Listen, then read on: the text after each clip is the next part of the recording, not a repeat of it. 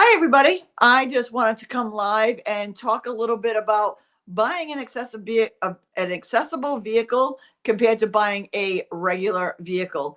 When most people decide it's time or their vehicles have gotten older or they have to buy a vehicle, they go to a car dealership, they pick it out, whether it's a car, truck, or SUV. They pick the price point that they want, whether they want to go used or new, and pick the range of prices that they want to be in, secure the vehicle and move on. Unfortunately, that is not the way for us who needs to buy an accessible vehicle. We don't even start at the car dealership. We start at our doctor's offices.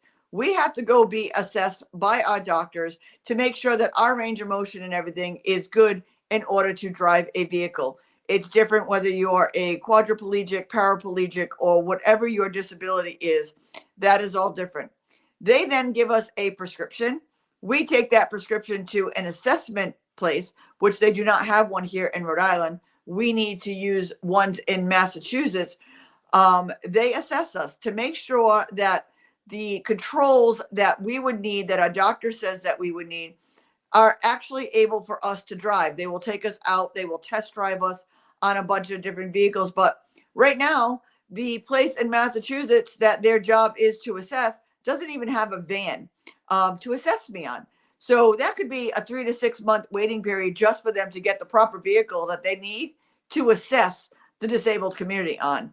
So once we get our assessment and everything is good, then we go to a car dealership and then we get to pick and choose which one of the small amount of vehicles that they have actually works for the controls that we will need.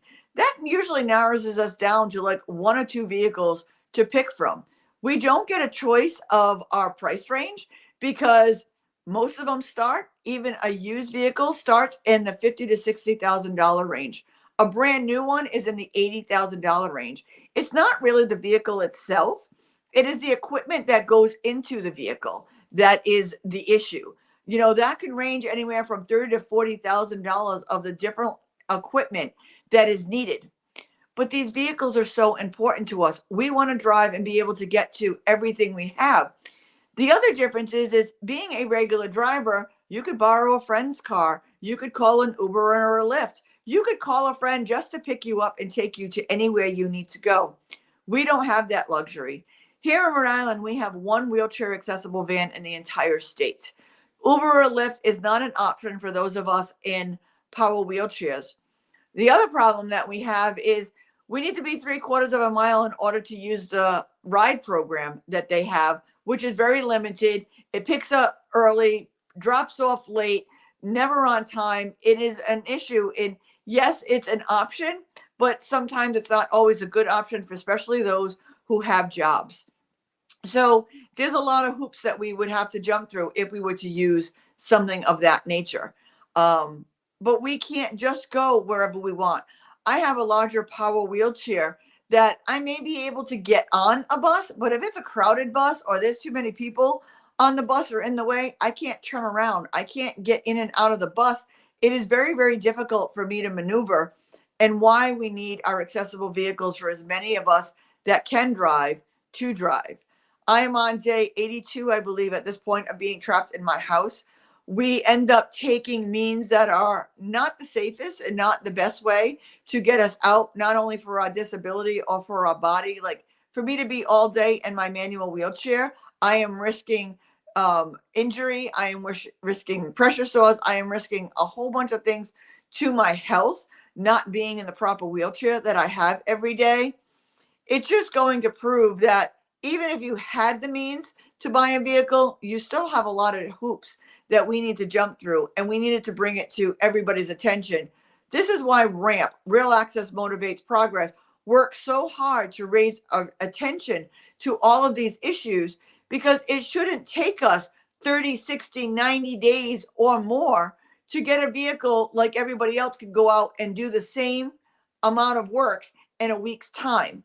I get it. It would take a little bit longer because of the assessment that we would need to make sure that we're in a proper, safe vehicle, that we're being good to ourselves and to everybody on the road. But it shouldn't take 3, 4, 5 months. I've been starting this process in November. Here we are at the middle of February, and I'm still waiting on an assessment because they don't have the proper vehicle to actually assess me in. So even if the money was there, we still have a lot of behind the scenes things that we need to do and we need to take care of. By having our voices out there, by being seen and being heard out there, we are opening the door to more and more people like me who want to get out, who want to advocate, who want to just live their lives, who want to go to all of these dining restaurants and everything. If you're not prepared for accessibility, by 2030, when the baby boomers are all 60 years and older, we're averaging more than 40 to 50% of the population will be using a mobility aid, whether it's a walker, wheelchair, or a cane, either temporarily or permanently going forward. We need to be prepared now. We need to make these assessments now. In Rhode Island, we have one wheelchair accessible taxi. Can't get on a bus, can't get out and about, can't use Uber or Lyft.